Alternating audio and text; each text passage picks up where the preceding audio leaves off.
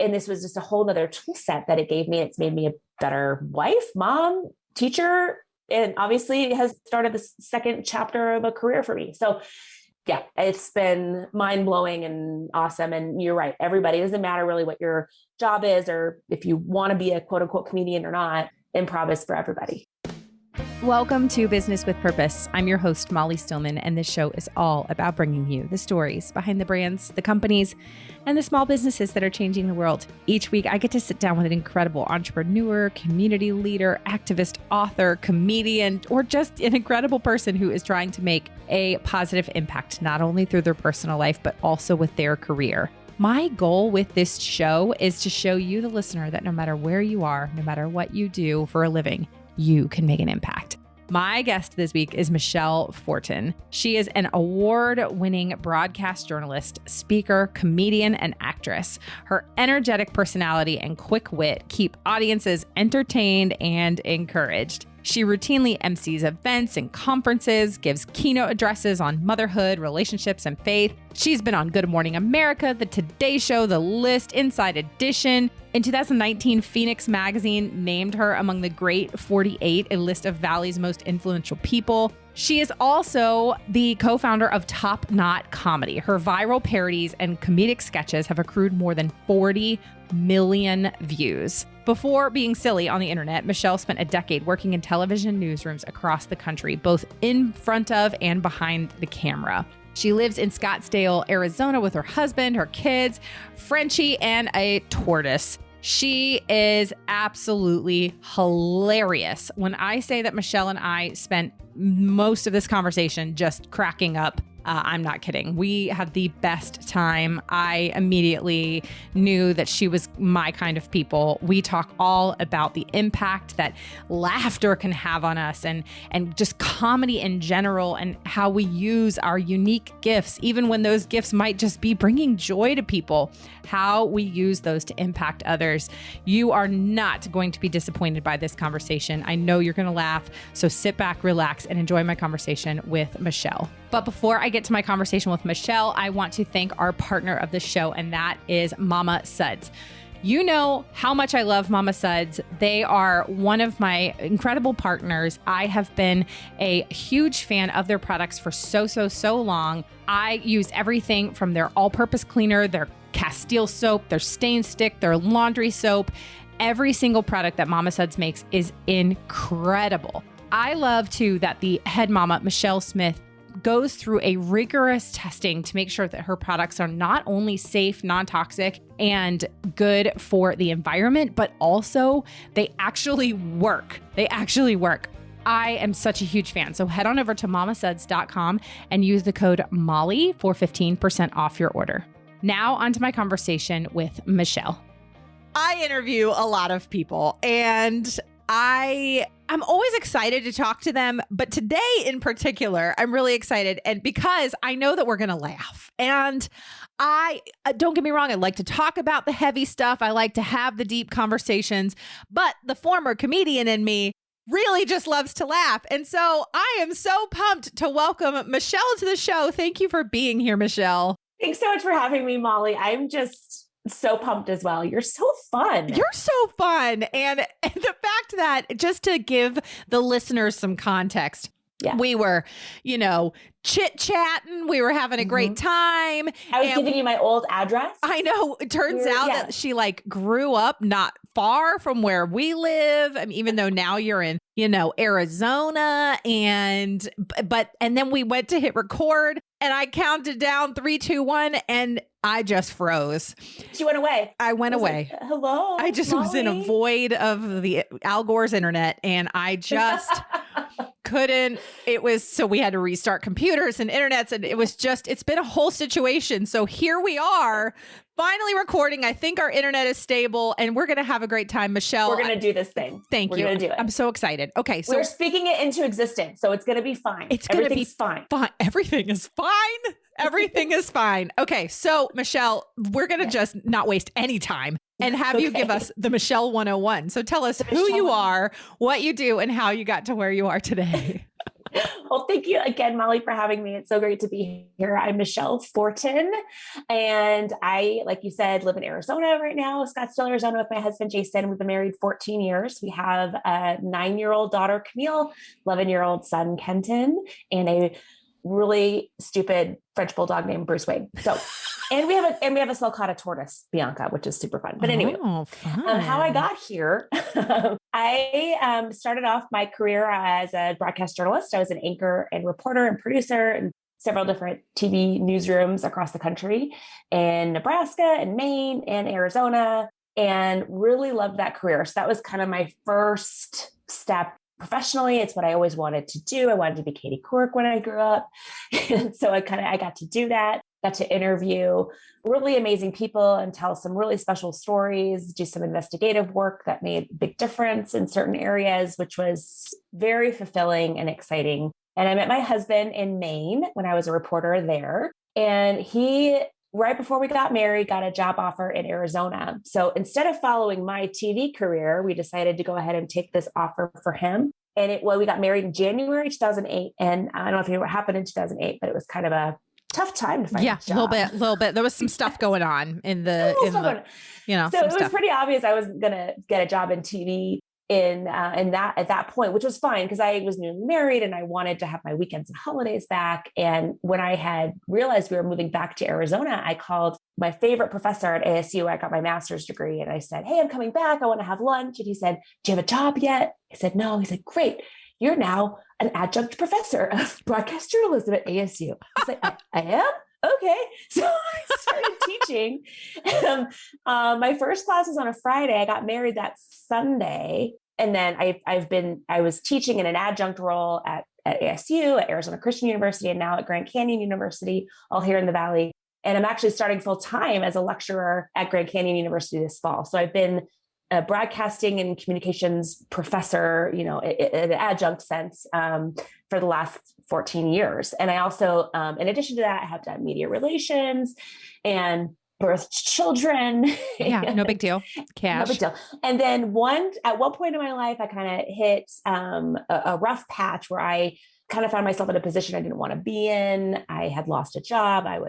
Had one baby. I was about to have my kids are 16 months apart. I was about to have the second baby and kind of a forced stay-at-home mom. And I hated that. And I'm an Enneagram 8. So don't you tell me what to do. Yeah. I don't like that. Don't put baby in a corner was the quote for Enneagram 8s. And so I was in this position I didn't like. So I kind of filled my dance card with saying yes to all these things. And I ended up hitting burnout because I was overly busy. I hadn't given myself time to adjust to being a mom and having little kids. And so I called it my reset the rhythm year. So I took a year off. I said no to everything, including all social invitations. My friends would text me and say, "I know you're in your reset the rhythm year and you're going to say no, but we're going to invite you out for dinner." Be like, "No." Oh my goodness. I just really needed that time to step back, pause, find white space, because I did not understand the concept of white space in my calendar and my life. Margin was not anything I had experienced. And my life had changed dramatically becoming a mom. So I did that. And when I came out of the year, one of the things I realized was I needed to do something for me, really something fun, something out of the box, something creative. And I had done all these things in communications, right? I've been a reporter and news anchor. I've been a speaker. I've been a teacher. And one thing I'd never done was comedy. And I thought I'm pretty funny. I was like, I'm kind of funny. So maybe I'll take a comedy class and see if I'm funny. So I took an improv comedy class, and that's where things changed. I came out of this reset the rhythm year. I had this white space. I took one evening a week for myself to do this class, and I loved it. And I came the last night, you have a showcase and you can invite your friends and family. And so me being the extrovert that I am, had like 50 people there, and like everyone else had like 2 people. I was like filled the room with my friends and family. And at the end of it, this woman, Tracy Goebel, who is a mentor of mine at our church, and we had at the time the biggest MOPS group in the country, 250 moms. And she came and she said, "You have to perform this improv comedy at our moms group," which was like the best thing I could have ever heard. It was a validation. I am funny. People want to hear my jokes. I can be silly on stage in front of my peers. This is awesome. And the only problem was you can't do improv. And Molly, as with a comedy background, you can't do improv by yourself. That's not how it works. You have to have a crew, another person to do it with. And I knew of this gal, Leeann, through mutual friends. And I knew that she had done improv just based on what I knew about her. And so I reached out to her. I was like, hey, you don't know me. I know that you're really funny and you've done improv for many years. You traveled to New York and competed in improv games or whatever. And I was like, and I've done improv once and someone told me I was funny. So do you want to do a show together? And she said yes. I was like, what? So she and I did this show together for our MOPS group at Scottsdale Bible Church.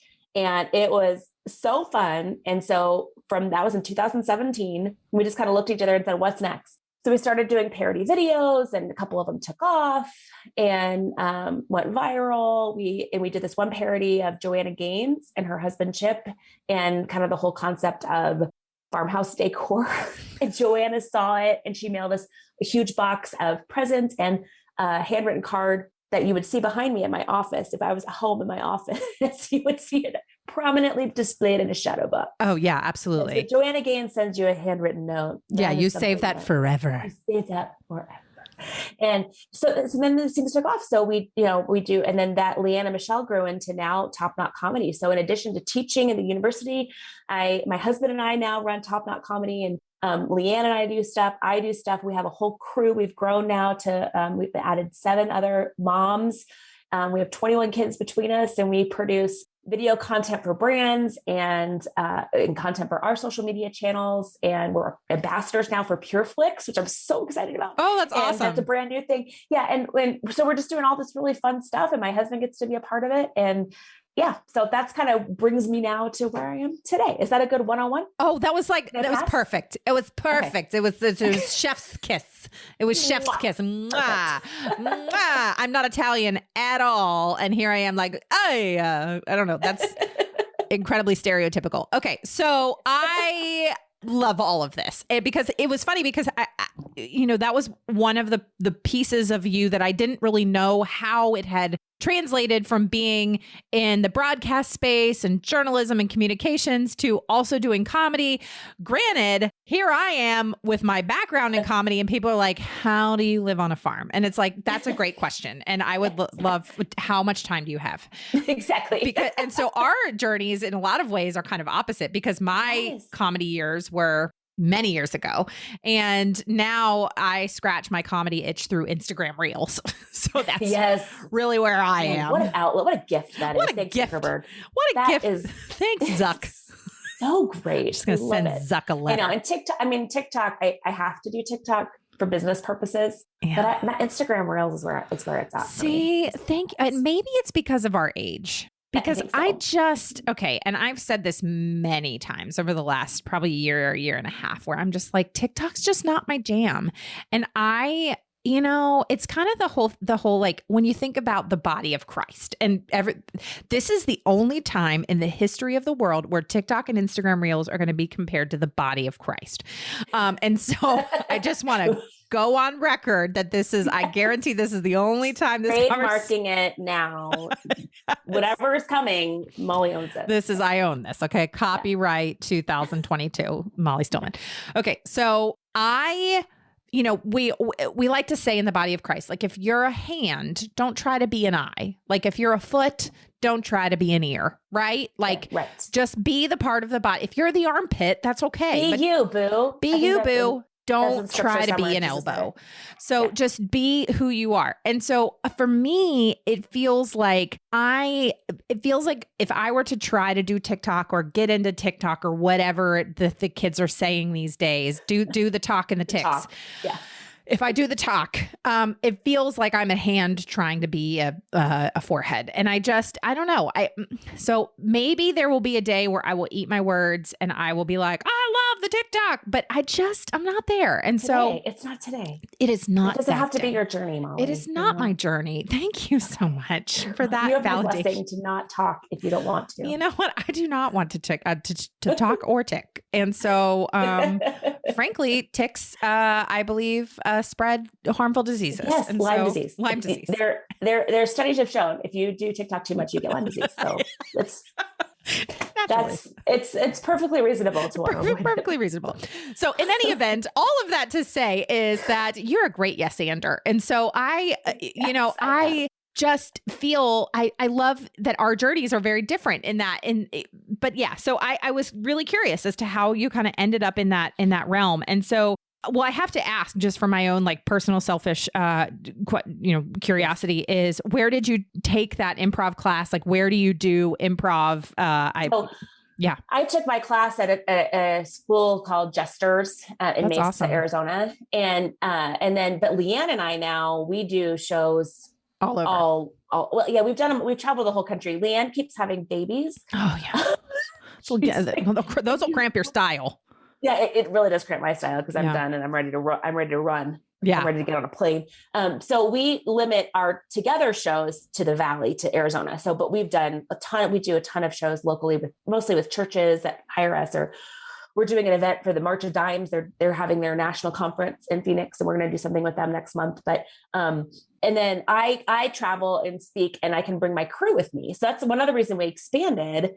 And we have this group of 7 other women who, have varying schedules. And, one of them could come with me if we wanted to do an improv show on the road and Leeann wasn't able to come. Yeah. We can do that too. So yeah, that's so awesome. There's so many. And I did an entire episode with our mutual friend, Joy Egg-Retreat, back in January, where we talked about our mutual love of improv. I think 45 minutes of that entire conversation where we just talked about improv. So I will spare the listeners. I know. She's the best. She's the best. Yes. I don't think I know a single person who's like, who sucks? Joy Egg-Retreat. No one Not has ever a single person has said that. Nobody. So she's just, if you're listening, Joy, we just love you. And we do. We just love you. You're just the best. She has a really funny sense of humor. Yes. And it's one of those senses of humor that not everybody gets, but I get it. And I get it. I get it. She's so funny. Yeah, she really is. And so, so I will spare the listeners like a whole nother 45-minute conversation about improv, but it really is, it's such a gift. And for people that, and I evangelize this all the time. And when talked about this in that conversation with Joy, is I really believe everybody should take an improv class.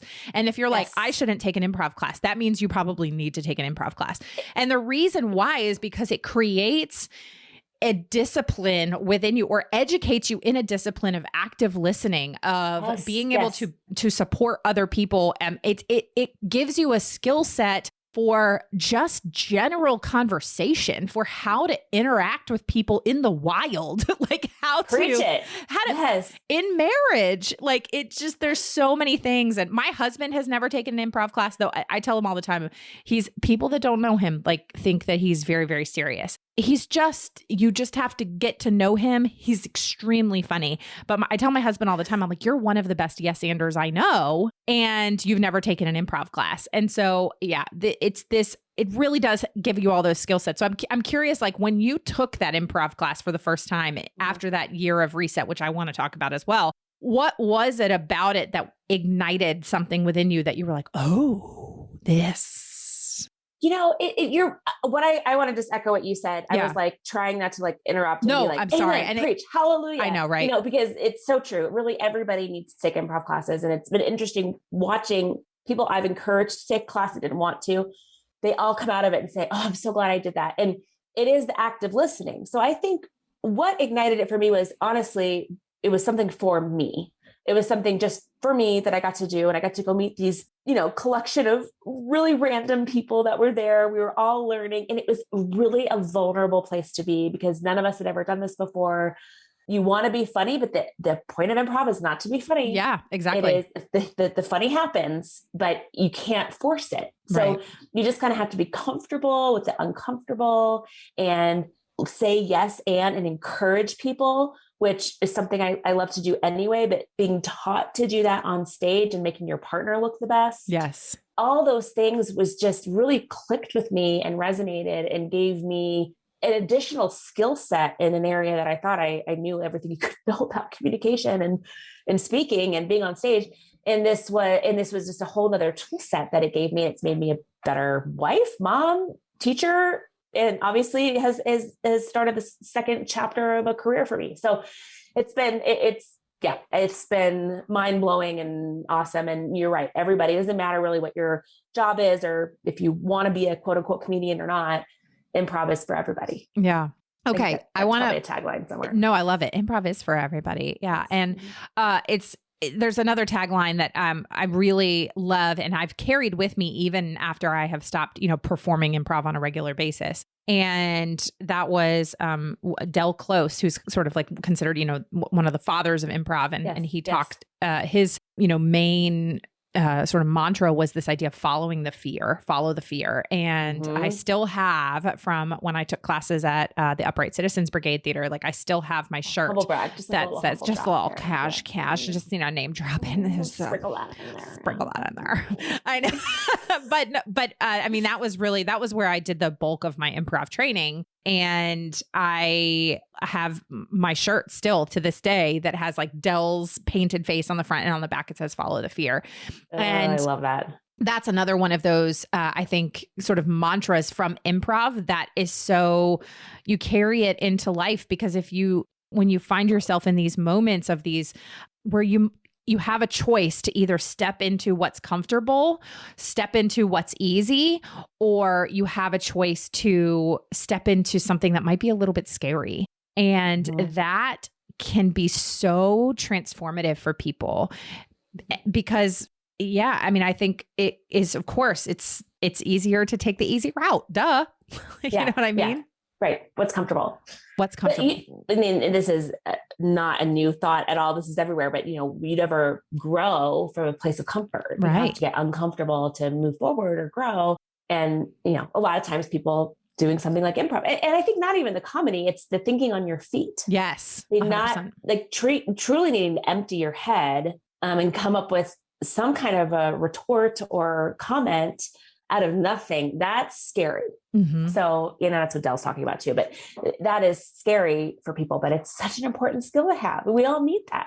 Exactly. It's funny though. Actually, I just caught like a glimpse just when I was looking at the screen right behind me. I have, my book about Del Close, called Guru. So if you're listening, if you're listening and you're not watching the video, your screen has frozen on it. I need the picture. My screen has frozen on it for her, but it is the book called Guru, and it's actually about Del Close. And but this book, I've read it a few times, and I love just the lessons that that improv teaches us. And so, but I want to back up a little bit because I'm fascinated about this year of reset.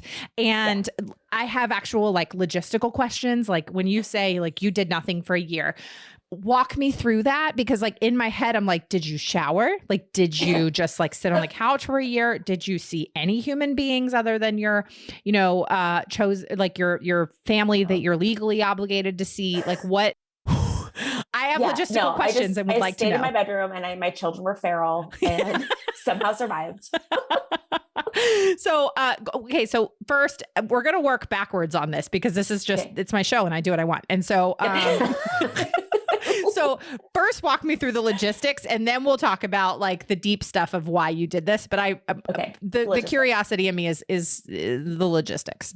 Okay. So the logistics were, I focused my primary focus. I wanted to be on my family, my nucleus, my husband and my little kids. At the time they were itty bitty. Yeah. So I said no to all this extra volunteer work I was doing. And I just listened to your episode with Heather Adams. It was amazing and kind of giving away a lot of my intellect and for free, which was great. I want to serve my community and my church, but it was so draining. So I had stopped all that stuff. I kept 1 or 2 PR clients, just other small mom-owned businesses that I wanted a little bit of income. So I did do that. And but I said no to, we pulled out of a small group that we were in. We still went to church, still saw family, still said yes to a couple of selective invitations here and there. But it gave me permission to not go to all those kids' birthday parties. Yeah. We just said no. And we just stayed and we focused on each other. And I, cooked new meals and just played with my kids and just really got to know them. And it was uncomfortable for me because I am a high capacity person. I'm really much better busy than bored. And so it was hard for me. And it was a lesson in disciplining myself to be still and have nothing but, for the most part, white space on my calendar, and just really focus on getting to know these kids and myself as a mom. That was a whole new thing that I hadn't really paused to embrace the changes in me and how that impacted my marriage and everything. So it was a lot of home projects, a lot of, Jake and the Neverland Pirate episodes, a lot of Lego that. building and cooking and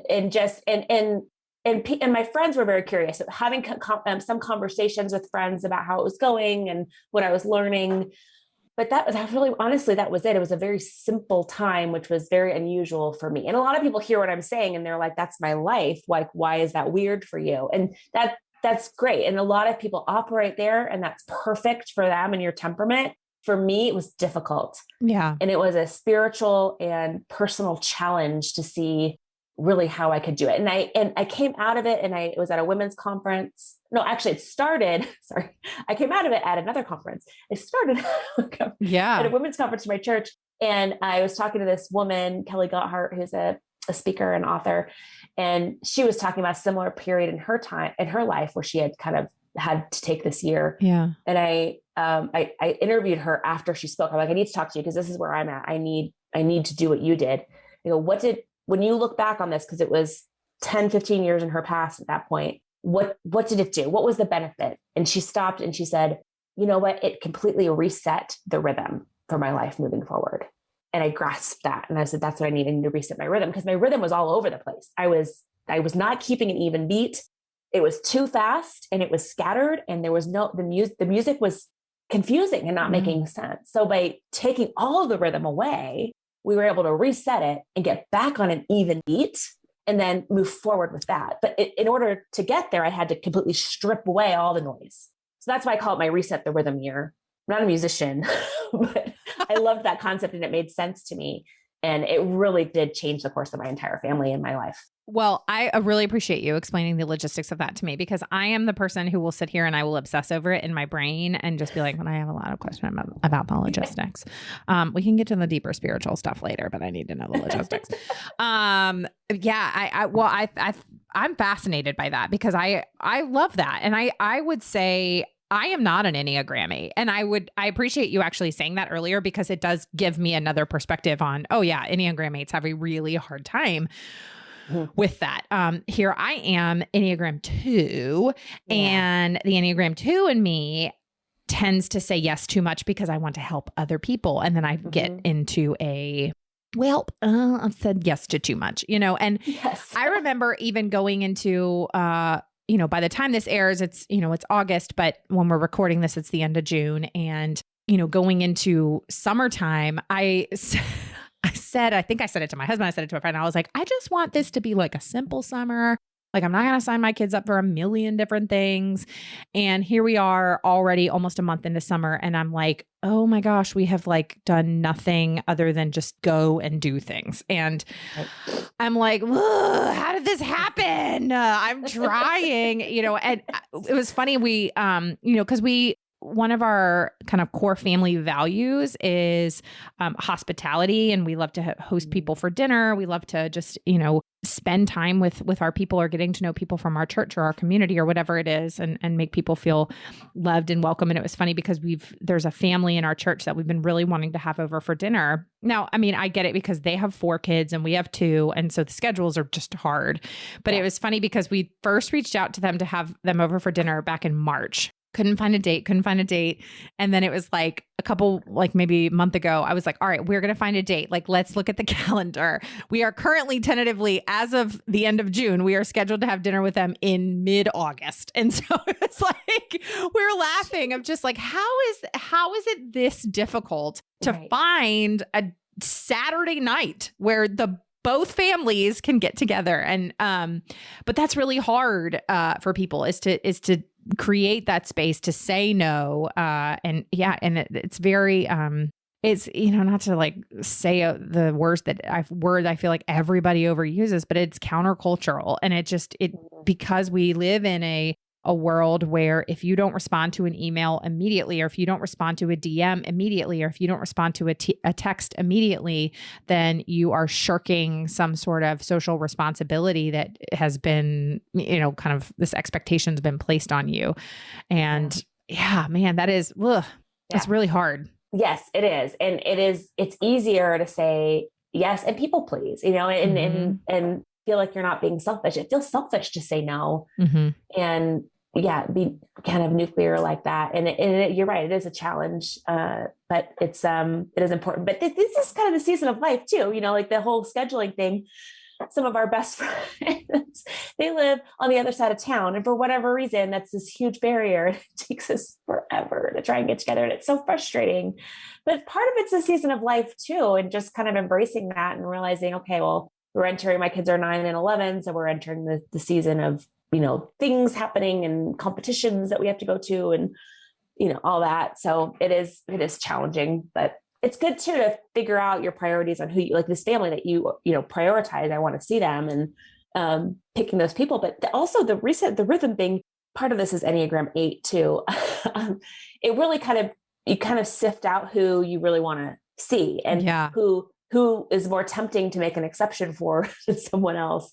And when you come out of it, who you really want to prioritize your time with. And that really helped to focus on, okay, so I know how precious my time is. Now I've learned this whole concept of margin and white space. I want to protect it. I don't want to lose all of it again. So I'm going to be real picky with who fills that space. Yeah. And it just freed me up to make more selective decisions about who we were going to spend time with. And that was been really beneficial as well. Yeah. I want to follow that thread for a second because this is an area that I know, especially for people listening who are in their, maybe you're in your 30s, 40s, even early 50s, like community and finding community and spending time with the right people in community can be really difficult and a challenge for people. I mean, I had just, it was like somebody had an interview just this week where we talked kind of about this idea of like, it's really hard to make friends. And for moms, like there's like a plague of loneliness that we're experiencing. And yes, we want to create white space but it's not that we want to do it in a way where we have isolated ourselves. And I love how you said it was just like, it created this area or this freedom for you to figure out like, who are the relationships that I actually really want to invest in? And, coming, again, not to like borrow a phrase we've heard a million times, but like, quote unquote, coming out of this pandemic. Well, yes, we're coming out of this pandemic that COVID's never going away. I'm sorry. It's just we're stuck with it forever. It's fine. What are we going to stop calling it? What are we going to call it? It's just whatever it is. Okay. But coming out of the season that we have been in where we were forced in isolation, yada, yada, yada. But it has been awakening for a lot of people, or awakening in a lot of people. Oh, actually being alone is not what I love. It's, yes, like I remember at the beginning of the pandemic, it was like all the introverts were like, you mean I have to cancel plans and stay home? Like, woo! Because exactly. although people don't believe me, I am actually way more introverted than I am extroverted, which people do not believe that, but I can tell you a million times, like I am for sure much more introverted. Just because I have a big personality and and can talk to people doesn't mean I'm an extrovert. That's true. I'm the what they call, I guess, the extroverted introvert. But so at the beginning of the pandemic, I was like, oh yeah, I can just not leave. This is great. But then very quickly I was like, okay, this is kind of miserable and I really miss my people. And so I set all of that up to say that one of the things that we have sort of discovered with our family in the last year has again been that intentionality in seeking out people that we want to develop relationship with, inviting them over for dinner, but kind of with our small group at church. This is like the most quintessential, just like we wanted to start this small group like back in December, but we're all, parents with young children. And so here we are in the summer and we still don't have like an official name, an official meeting time. But what it has actually turned into was we knew that we wanted to start a small group together. And so it just turned into us hanging out together whenever we could. Yeah. And it has now developed some really incredible, deep friendships that I didn't a year ago expect. And it's now turned into the husbands texting each other and being like, hey, I think we're going to go all see Top Gun. And then the wives texting each other and be like, hey, my kids are being crazy or your kids being crazy. Let's just get together and have our kids be crazy. And it's not this formal thing. It's just like, just living life together. Right. And that's the point, I think, of a small group. Yes. It's just, and so my encouragement is like to somebody who's feeling that sense of loneliness, of feeling that lack of community and wanting quote unquote white space, but also wanting community. It's just like, it can be as simple as like start a bonfire in your backyard and like invite people over to make s'mores. Like it doesn't have build it, they will come. Right. Just, it doesn't have to be this like, let's all get together at 7 p.m. We're going to, everybody's going to sign up for a side dish. Yeah. A side dish. Yes. Yeah. Like where it doesn't need to be that complicated. It's like, just come sit, bring something to drink, bring your leftovers. Like, right. No, and that's our small group we started off doing, studying the sermon, talking about the sermons from Sunday or doing this new Bible. And it has devolved now after we've been in the same group for a long time to now we just get together every other week and we have dinner together and our kids go crazy and we catch up on life. And that is where we are at in our season of life. Maybe when our kids are older, we'll actually be able to study the word. But right now it's just kind of survival and that we get together when we can. And we try to keep this loose schedule just for, accountability and routine, but you got to embrace where you're at. And I am an extrovert. You're comfortable being extroverted when you need to be, but not everyone is that way. And this is, again, the importance of community and the right people. I have my entire life, I will narrow in on someone and say, you're going to be my friend. Like it's a Jedi mind trick. I think to myself, like, you don't know this, you're going to be my friend. Okay, well, I'm doing that for you right now.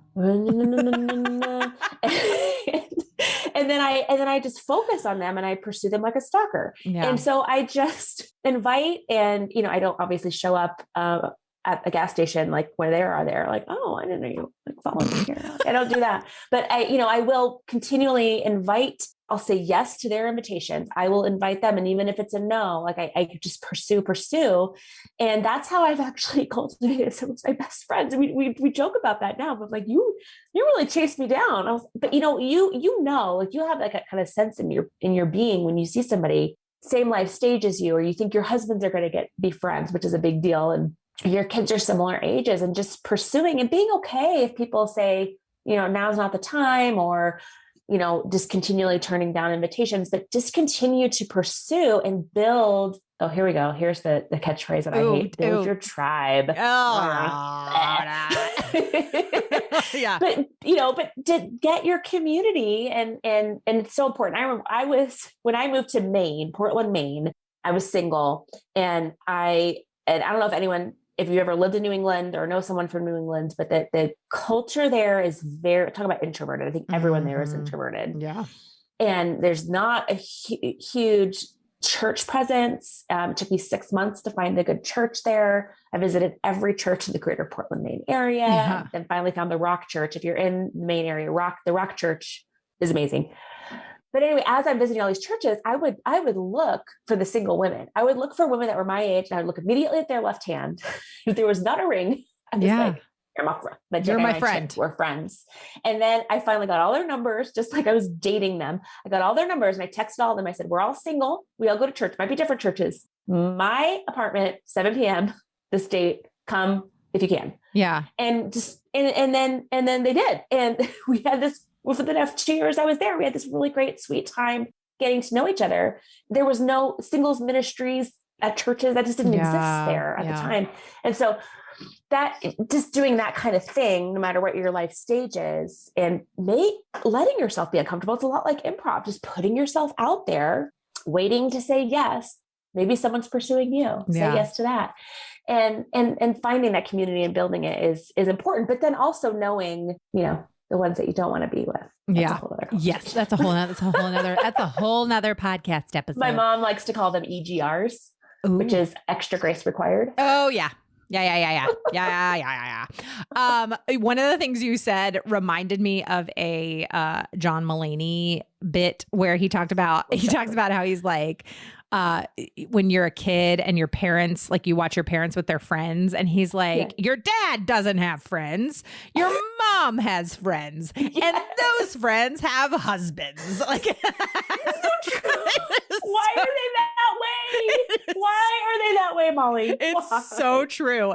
And it's so funny because I remember my husband and I were sitting, he was like, oh yeah, that is true. Like, I mean, he does have friends, but I would say all of his, like his his friends are from like high school and college. Yep. His adult friends are all of my friends' husbands.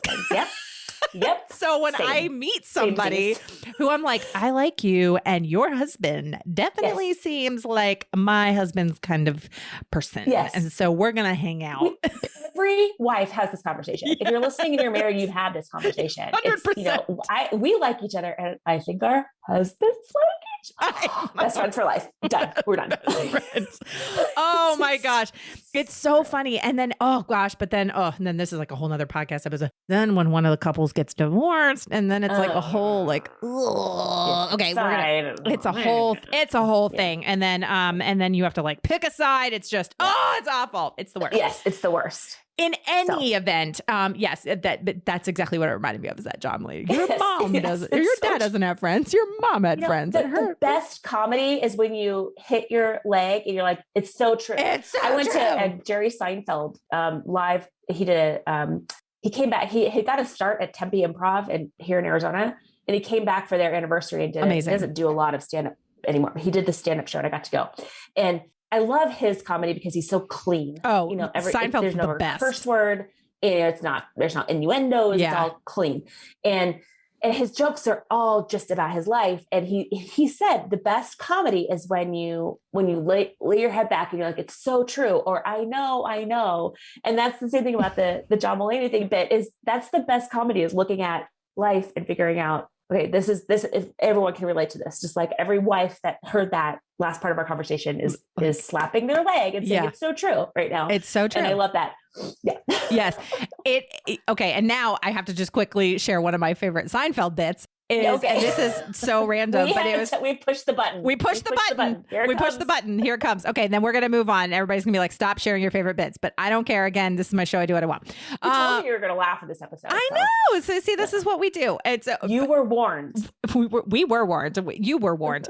We were all warned. And the reason I share this one is because my husband and I were talking about this yesterday. Because we were talking about, I had somehow mixed up part of Italy and Switzerland, and just in a conversation, I was like, oh, that's right, that's Italy, that's not Switzerland. And he was like, yeah, but like Switzerland doesn't really have its own like culture. It's kind of like the German part of Switzerland and the Italian part of Switzerland. It's, anyway. And then it made me think of this Seinfeld bit where he's talking about like the Swiss Army and how like he's like, have you seen the Swiss Army with their weapons? And he's like, this guy's coming at me with a nail clipper. And he's like, this guy's coming at me with a nail clipper, and if you get past me, the guy behind me's got a corkscrew. Oh my God. It's the best. It's just like, it's just talking about like, of course the Swiss don't participate in wars because that's all they're farting with. They're fighting with. I've never thought about how that is very strange. They have that. Swiss Army knives and their watches. And that's what they're doing is. Anyway, if you're Swiss and listening to this, we say all of this in love. We love you. We love you. We all need Switzerland's in our lives.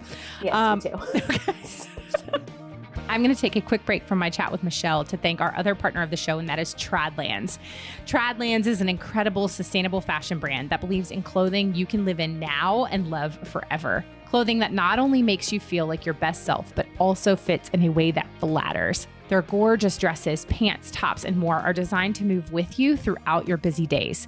Their Nico dress is my dress in a love language. Not only does it have sleeves, but it also has pockets. And you know how I feel about dresses with pockets. I love how comfortable and stylish each piece is. I love that they come in colors like classic neutrals or vibrant hues. But one of the things that I love most about Tradlands is their focus on sustainability and creating small batch clothing that lasts. They never overproduce what they make and focus only on the highest quality materials. Also, you know how much I love supporting small businesses. Check them out at tradlands.com/business with purpose. That's tradlands.com/business with purpose and use the code MOLLY20 for 20% off. Now back to my conversation with Michelle.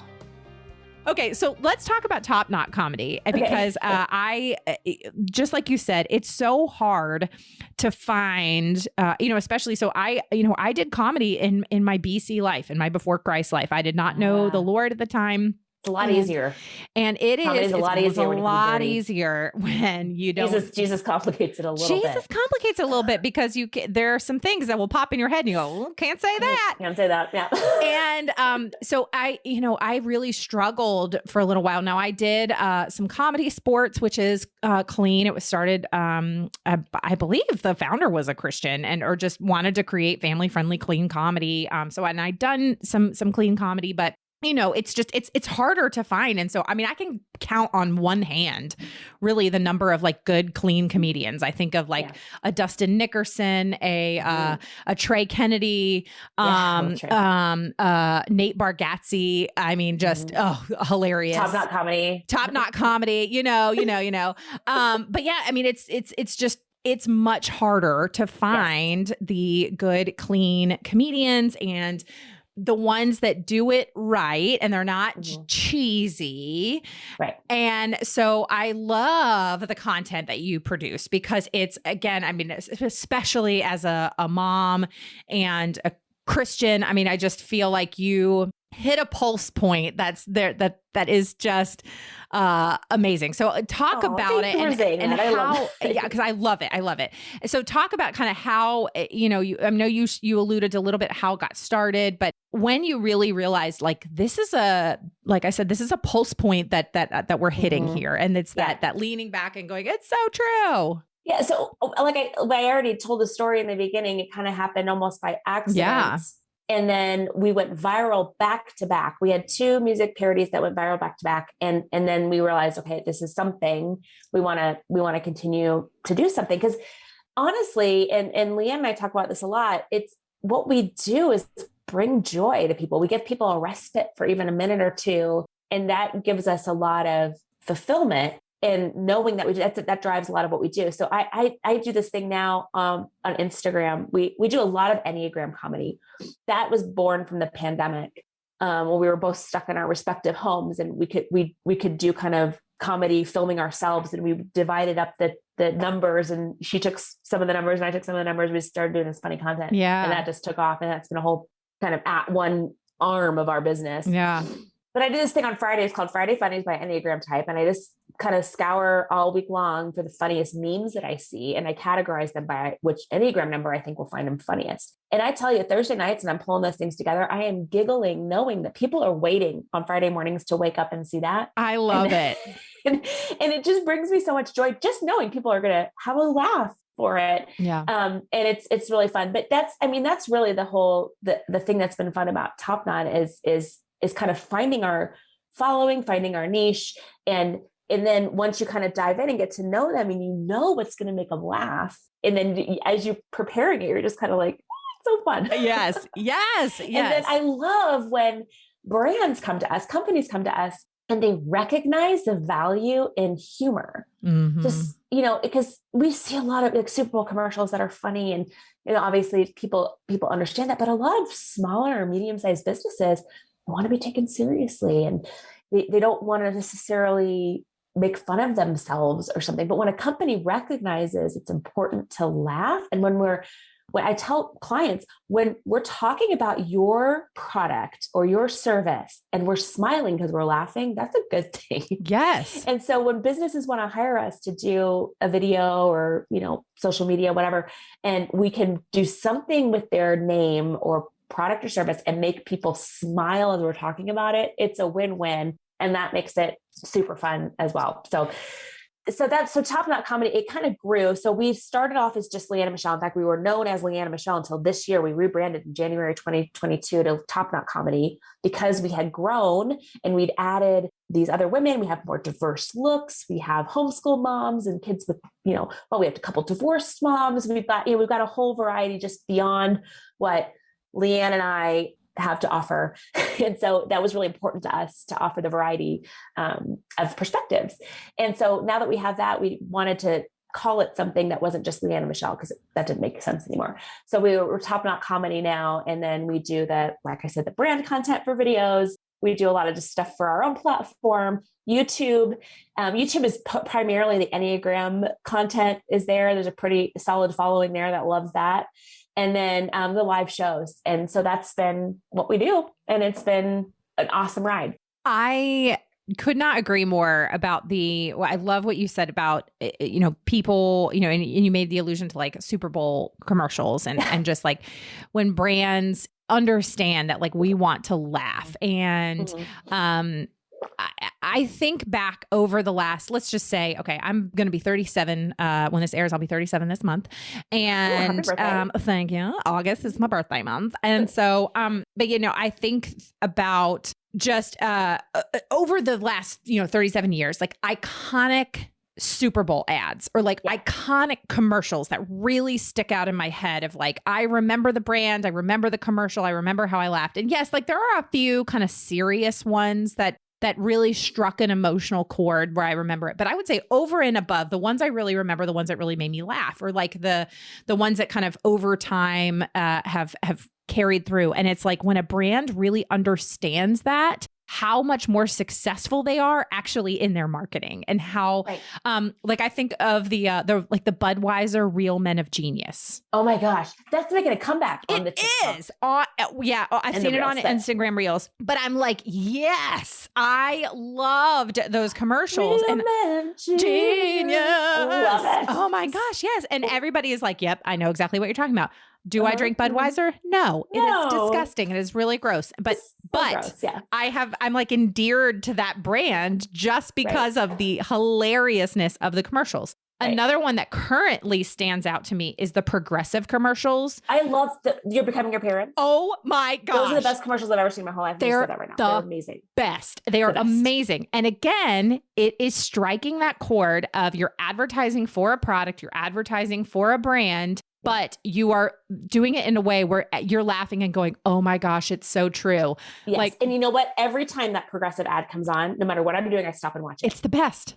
And I don't care if I've seen it before. I want to see it again. Whoever is in charge of that campaign, I just want to like kiss them on the mouth. It's just brilliant. It's so brilliant. Brilliant. Yes. And so it's 100%. It's like working with somebody like you who has that mindset. And I love too that you have, it's cool just the way that God gave you these skills of, mass communication and journalism and all that kind of stuff, that like, those are the skills that also you can incorporate to your comedic prowess. Yes. And kind of understand the bigger picture, the whole strategic communication. So what I want to give you an example of one of our clients. Please. So Britax car seats. Yeah.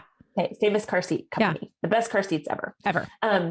What's funny about child safety? There's really nothing funny about wanting to keep your kids safe, right? So we were talking, they sponsored a conference that Leeann and I emceed, and the gal thought we were so funny and really wanted to work with us, but she's like, I just don't get how we can be funny because there's safety regulations and it's a very serious business and all this stuff. And so we came up with this campaign. It's one of my favorite ones we've done to date, where we were moms, but we had capes, specially made red superhero capes, and we were called the Overprotectors. And we had like the name, and we were like, with our capes, we are the Overprotectors. And so we were the moms who, like, at the slide at the park, you like, when your kids went down the slide, you like run in with an air mattress at the bottom and like soft landing. Like I was sending my daughter at a birthday party. There was a bounce house and she's pointing at the bounce house. Mommy, can I go? And I'm like, oh, bounce houses. So I rolled her in bubble wrap, right, and set her off. And she was like, her arms couldn't move. And she halfway there, she fell over in the background. And, all these funny things that all these moms are like, I've thought about that. I want to. And then at the end, it turned serious. It's like, well, yeah, if we want to overprotect our kids, we put them in the best car seats available. Yeah. And then, so there's a kind of this emotional moment then where we have our babies in, these car seats with this overprotective cape. And it was the best campaign they had to date. So that was so fun. So really trusting someone who knows comedy and knows the audience, right? Because probably wouldn't have been able to come up with that if we weren't moms. Yeah. is really important. And also we love, and I think comedians love this too. We love to find humor where you don't expect to find humor. Mm-hmm. So car seats are not funny, but we can get people smiling and saying, I know. And then hit them with that hook, that left hook of, we're talking about car seats and you want to overprotect your kids. Yes. And then the other thing that we do that I love, we have these characters. They're kind of like the church ladies from SNL. Oh, love. Tabitha and Trinity. They have a podcast called That's the Tea. And they have a spirit, they talk in a Southern voice. And I'm real sorry. I know you're in the South. And so you might find me. It's all right. In front of you, I'm not. I'm really just being Trinity right now. And they have a spiritual gift. They're in women's ministry, and their spiritual gift is that they're able to, it's a perception thing, but they're able to spot the sin in your life and really bring it to your attention. Oh yeah. Mm-hmm. Yep. So what we do in live shows is we'll gather purses from people when we're in these characters, and we will blindly reach into their purses, pull out whatever we pull out is a sin. And that's the fun improv challenge is we can pull out lipstick, or we can pull out, car keys, whatever it is, we're going to make it a sin. And it's so fun to watch the audience because we'll pull it out and they'll be looking like, well, how is hand sanitizer going to be a sin? And then we pull it out. We'll look at that right there. The number one ingredient in hand sanitizer, alcohol. How dare you be packing a flask in your purse here at a church? And it's just so fun to find humor in places you don't expect it. And that's the great thing about comedy, and just kind of being willing to embrace making things funny. And that's such a fun thing for the audience. The best one we ever did, we were at a show in Colorado Springs, Colorado. We will never forget this. This goes down in like the legendary book of Leeann Michelle, or Top Knot Comedy. We reached into a purse, and I kid you not, I pulled out a full bag of freshly pumped breast milk. Oh my gosh. And I'm like, this lady voluntarily gave me her purse with this precious liquid gold in it. I know. And I just held it there, and I'm like, Leanne and I were like, this is a gift from the Lord Almighty above. Oh my God. Comedy gold right here. It was so great. Oh. And of course it was a sin because she left her baby at home. Yeah. Yeah. It just means that she's abandoned her. How dare you trust another human to watch your child? I know. How dare you? God entrusted that child to you, woman.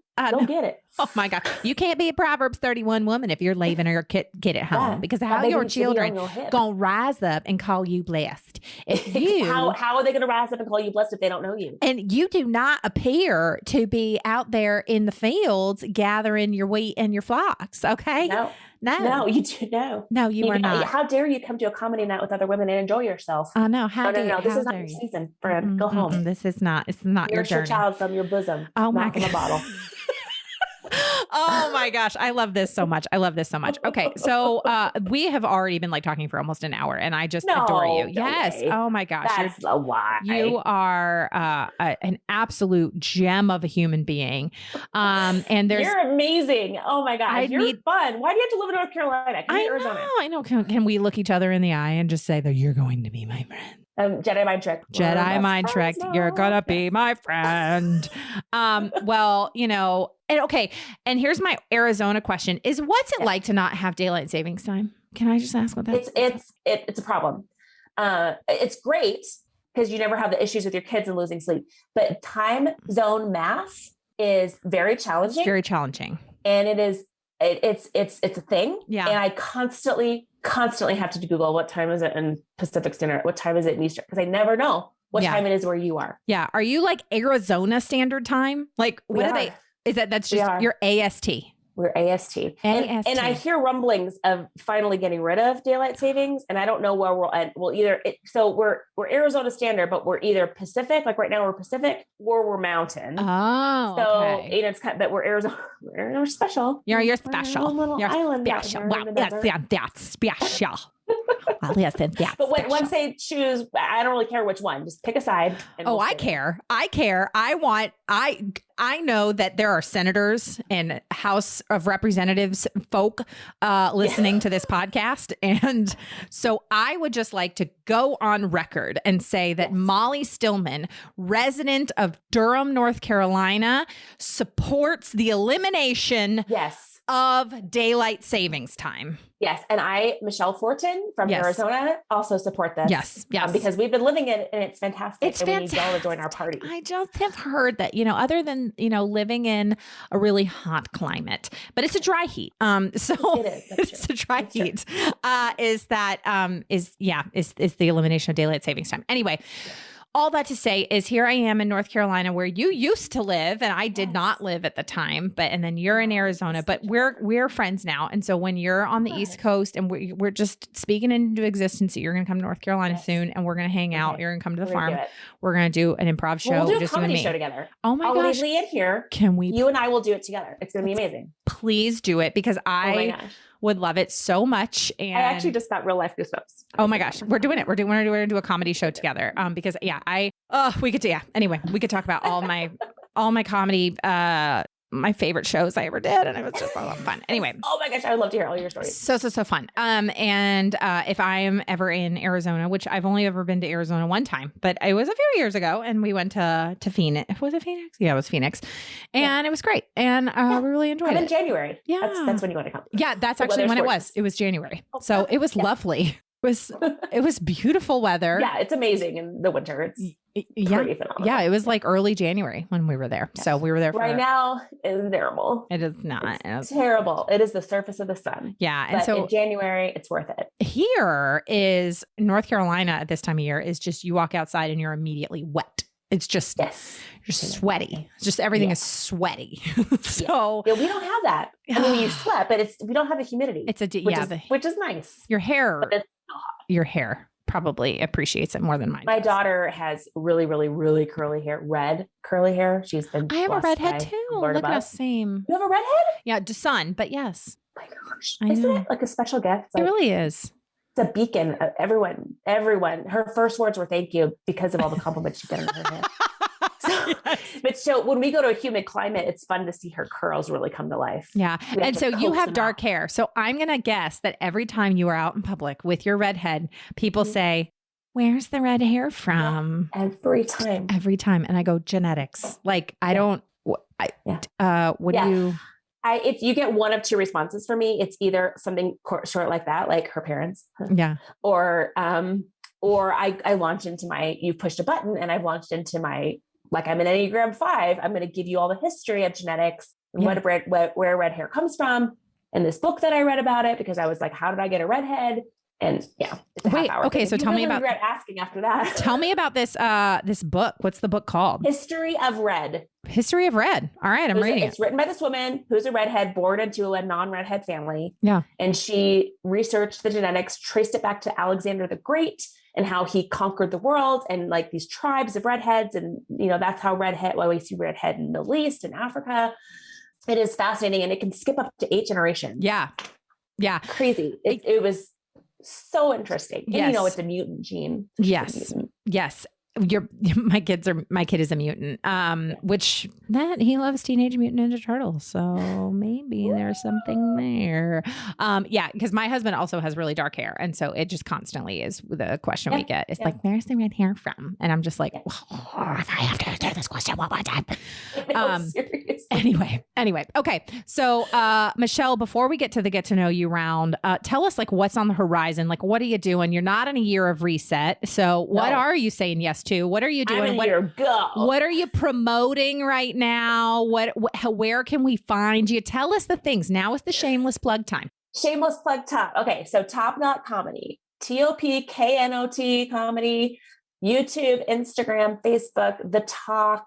Although we're not a lot on there all the time. I get it. It's fine. And I just appreciate all the, comments and follows, of course. And we're going to be, like I said, we just signed with PureFlix to be a PureFlix ambassador. That's so we'll talk a little bit about that. Their content's really good, actually. It is really good. Yeah. And then, and live shows, I do public speaking through Punchline Agency, as I know you do too. Yeah. And I speak on a variety of communications topics and obviously the comedy. And that's pretty much where you can find us, living on the internet and occasionally on a stage near you. Love it. Love it. Love it. Love it. Okay, Michelle, this is the portion of the show where we ask just some fun, get to know you questions. I'm a little nervous. No pressure. Okay. Okay. So, question numero uno is of all of your pet peeves, which one is the strangest? I have many pet peeves. I am an Enneagram 8, so a lot of things annoy me. That's why I in particularly asked this question, because I know that the 8s have the pet peeves. Yeah, I know. Okay. Oh, the strangest pet peeve. Okay. Okay. I got it. You ready? I'm ready. People clipping their fingernails. Oh, and so you would not like the Swiss Army? The nail clipper. Like the sound of the clipping. Yeah. I've threatened divorce over it before. Yeah. I can't, you cannot clip a nail in my presence. Mm-mm. It is the worst sound and I hate it. Mm-hmm. So I guess that's my strangest pet peeve. I hate it. No, it's all right. I like it. Okay. I am asking you, this is a unique question to you, is if you could do a comedy show with any comedian, living or dead, who would you do a comedy show with? This is the easiest question ever. Molly Stillman. Stop. You actually mean Molly Shannon, don't you? Oh, she's pretty great though. She is pretty great. I love her. Oh, and sometimes I stick my arms, my hands, my arms. Smell like this. Oh, fundamental moments there. I know. I love it. Well, we will absolutely. We're speaking into existence that we're going to do a comedy show together. I love it so much. Okay, what is something that I would never guess about you? Oh, I am such an open book. Oh my goodness. I share all the things. Something you never guess about me. Oh my gosh. This is okay. All right. Hold on. This is really I would never guess that the Enneagram 8 is freaking out over this question. Well, because I feel like there's nothing about me. Okay. So one thing that you might be surprised to know, and I really don't share this publicly, is I lately have gotten really into embroidery. It is embarrassing to even say that. No, I feel like I just aged. My husband looks over at me. He's like, you just aged 20 years overnight, because I'm over there doing my little embroidery. It's like my little, like adult coloring book, almost like. I love it. Yeah. I love it. I'm a fan. I'm a fan of the embroidery. And it's funny because I just interviewed and gosh, my brain is not like the synapses are not firing at top speed today. But I interviewed somebody and everybody's going to like listen and be like, Molly, it was this person. But I'd interviewed somebody who was telling me when I'd asked this question that her thing is cross stitch. So you're not alone. It's basically like embroidery. So old lady. Yeah. Maybe I'm interviewing a lot of old ladies, hidden old ladies. I think your genre might be changing. Yeah. My genre's changing. Your niche. My target audience is changing a bit. Okay. If someone were to play you in the eventual movie that's going to be made about your life, who do you want it to be? Zooey Deschanel. Oh, yes. 100%. I would not have actually guessed that myself, but as soon as you said it, I'm like, yeah. Mm-hmm, yeah. Just learned, by the way, that she's dating that property brother. Oh, they've been dating for a while. Apparently, but I was today years old, or like this week years old when I learned that, and so you feel really stupid. Another podcast episode, guilty pleasure. Yeah, my guilty pleasure is celebrity news, gossip, celebrity gossip. I am addicted to TMZ, People Magazine, all the celebrity. I know everyone who's dating everyone. So Zooey Deschanel and Jonathan from Property Brothers. Yeah, they're kind of creepy. I don't see. It's an interesting pairing. Like at first, and also like, I don't know. I have questions about the Property Brothers. I don't know. Just I have some questions. So I don't know why I sound like Beaker from the Muppets, but that's what I devolve into. Like, I really don't know. I can't. There's things that's the clean comedy. Yeah. Okay, there's things I want to say, but I can't say it. So I'm just gonna. I devolve into Beaker. Okay, 2 more questions. My next question is: what is a dream that you have yet to achieve? Dream that I have yet to achieve. Okay, so one of my dreams is I would really like to do a comedy special for a streaming service. Ooh. So a 45-minute to 60-minute comedy special with Leeann, ideally, Improv and Molly, obviously, and do an improv comedy thing for some kind of streaming service. And that is actually something I genuinely think will happen at some point. And so I'm just kind of hoping, but it hasn't happened yet. And it's a dream. I love it. I mean, you just got a partnership with PureFlix. They're a streaming service. I know. No, yeah, I am.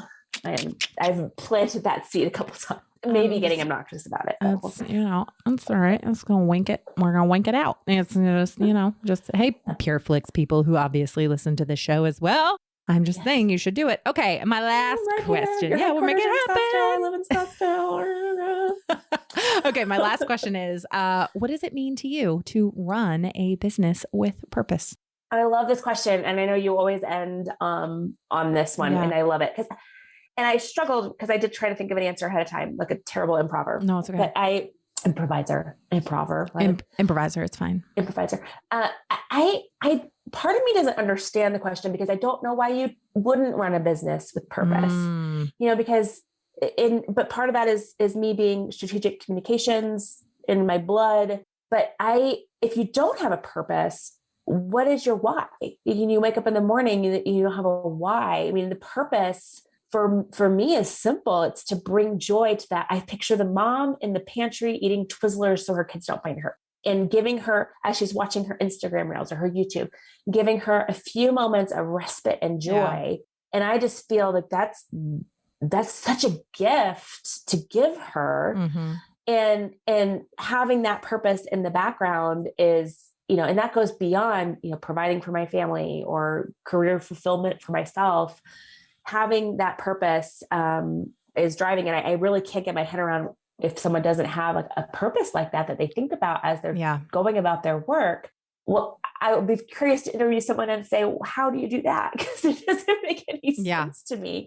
But having that purpose, knowing your calling, knowing your gifting, knowing that, I'm my comedy career, Molly, didn't start till I was 40, so having these things happen and kind of being comfortable in your own skin and knowing who you're reaching and being able to do that with joy and fulfillment for yourself and for whoever your target is, it is essential and really important. So I love that question. And I think people who probably listen to your podcast get that for themselves and probably some of them might fast forward to the end to get this answer but it's so important to have that purpose and know it and be comfortable in it. And keep going back to that. And then that also provides the guardrails. A lot of times I've talked to people about strategic communication. My husband's in this field too, but we talk about guardrails, right? So if you have those guardrails, you have your purpose, it's easy to say no to the things that are outside that. Right. Exactly. So then it makes your yeses so much more clearer,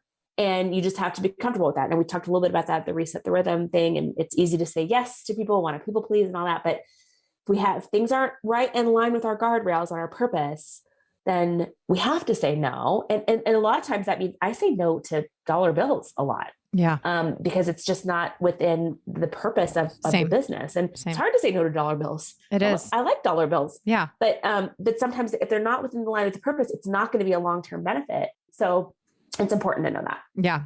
Oh, such a good answer. And I love that you said, you're like, I don't understand this question because I don't know how you do that. And I'm like, you would be surprised.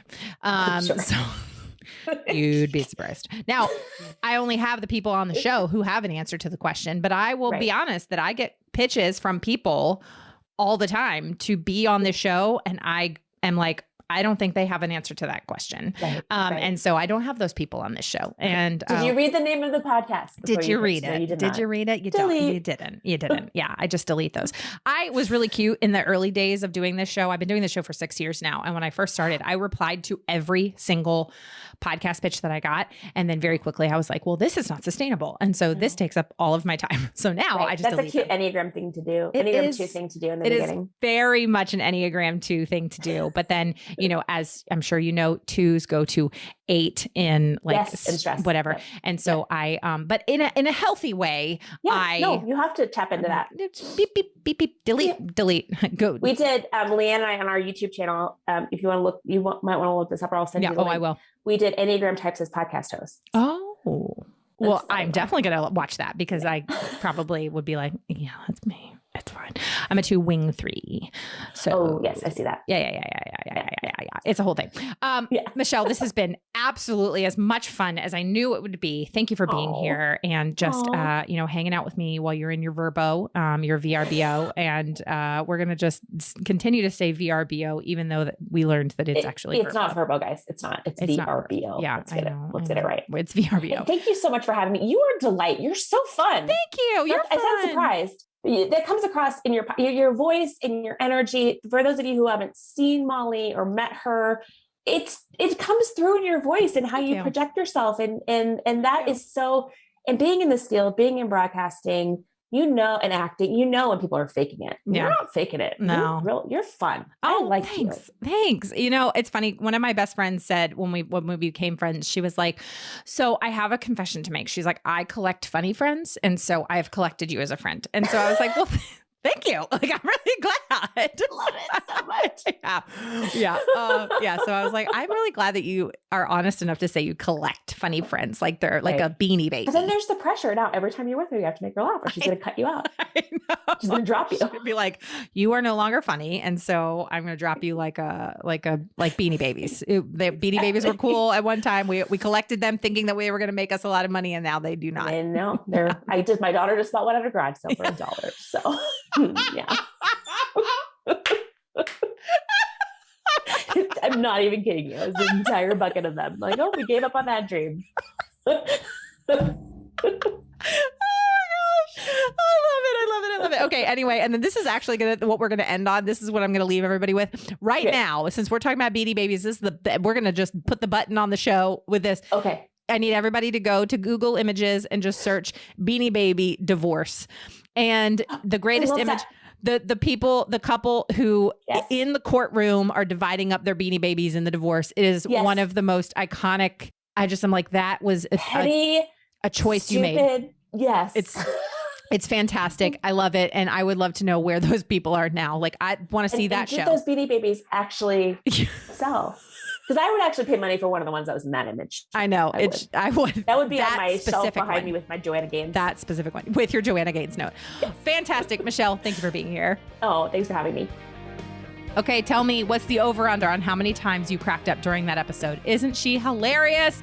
Oh, I loved her so much. I feel like she and I need to do something together. Tell me if you agree, okay? Be sure to tune in next week because next week is episode 210. And as you know, on the 10s, they are special edition episodes. And next week, my husband, John, is going to be joining me and we are going to be diving into the topic of money and finance. This has been a much requested episode that we do from so many of you. So I'm really excited to dive into this conversation around personal finance and money and saving and all those kinds of things. So be sure to tune in next week for that episode. But as always, I would love to know what you loved about this episode. So let me know on social media. You can find me at Still Being Molly or at Business with Purpose Podcast on Instagram, Facebook, Twitter. Use that hashtag Business with Purpose Podcast. And be sure to find us on Apple Podcasts, Spotify, or wherever you listen to your podcasts and click that subscribe or follow button and take a moment to leave a review so that I can know how this show is personally impacting you. Thank you so much for your support. Thank you for listening. It means the world to me. Another huge thank you to the team at Third Wheel Media for producing this show. Now, everybody go do something good with purpose on purpose.